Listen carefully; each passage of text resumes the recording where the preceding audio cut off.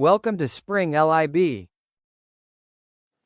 So they want us to draw the products when we react this allylic alcohol with each of these reagents here. And they actually have all of these. If you go to like page, I think it's at the start of like 474, they actually list all of these reactions out. So we can just use those to help us. So let's go ahead and start with this first one.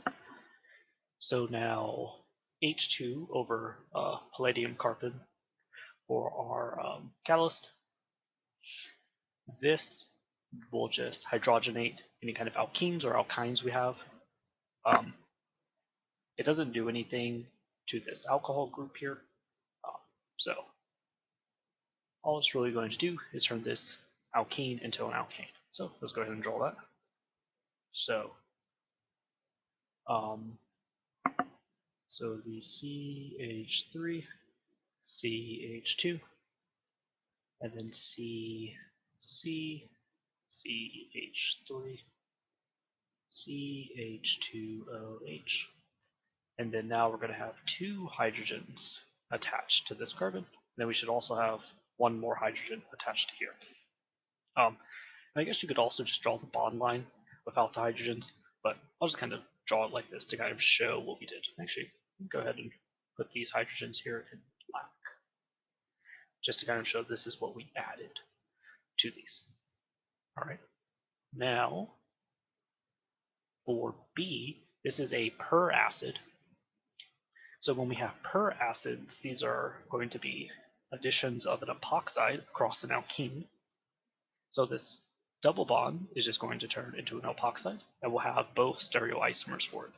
So remember, it's kind of like we're standing looking at it like this in the plane. So we can kind of think about it as these two facing towards us, and then these two facing away.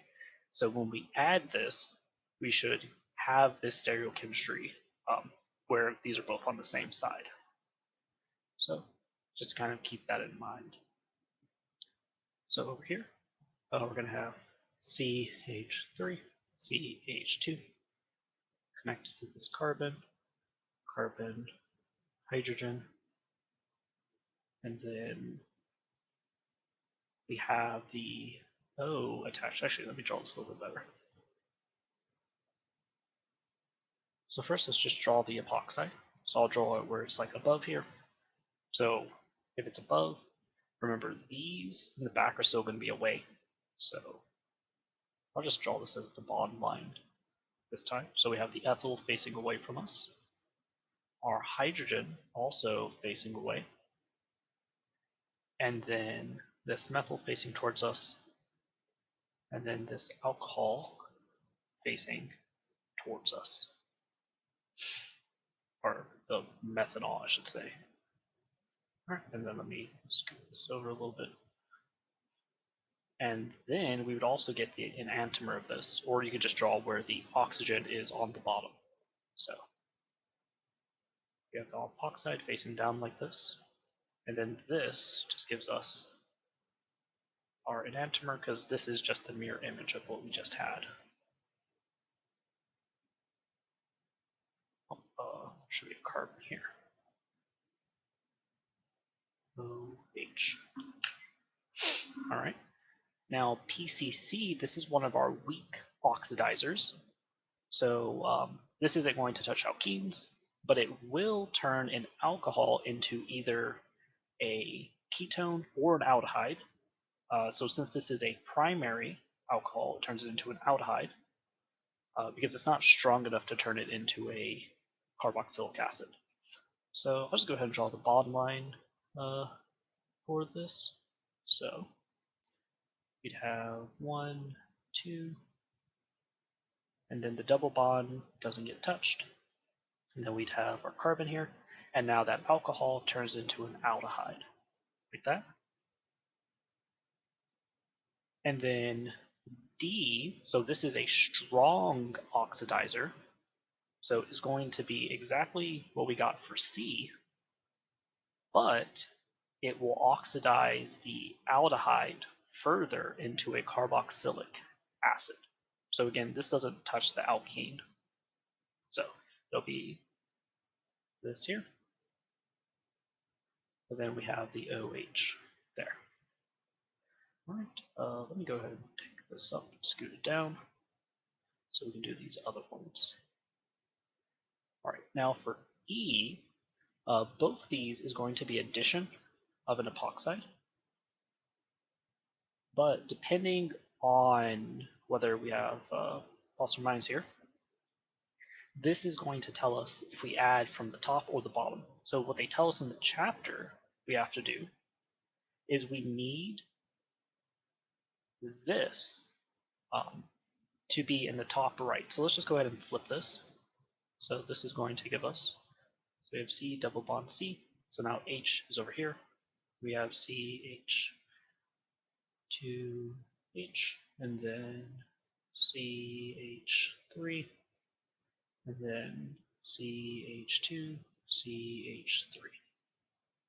Right. Now what they tell us is for plus, it's going to attack from the bottom. So from this, so plus, well, let me do this in green. So plus attacks from the bottom here. So when we come over here to draw this, is going to give us, so we have the epoxide, and it's pointing down, and then remember on the left, or the furthest away is going to be behind us. So we have the CH3 pointing away, the alcohol part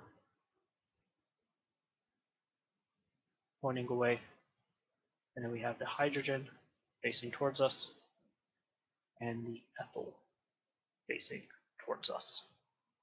And then in this case, it's like we're coming from the top. So we'll draw the same thing, but just from the top. So have that, and then that's still facing away, the alcohol portion still facing away,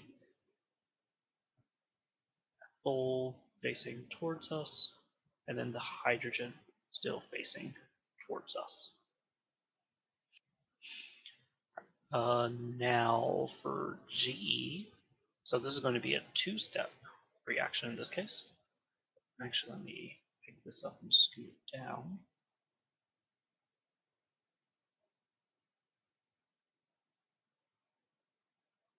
Looks like I lost a couple of things, so that's an H, H3. All right, so step 1, what this does is it's going to come over here to this alcohol and replace it with a bromine. So everything else is going to stay the same, except that becomes a bromine. So I'll just draw this in the bond line again. So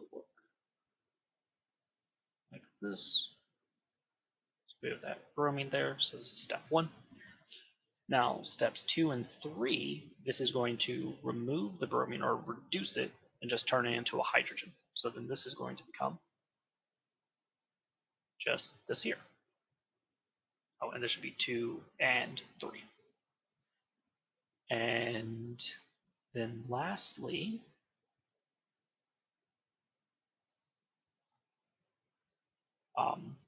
HCrO4 negative. This is a weak oxidizer as well. So this is going to react with the alcohol, not touch the alkene, but it's only going to react it down to an aldehyde since this is weaker. So we will get, so this alcohol just turns into that aldehyde. And so that's what we get for that product there. So again, you can find all of these reactions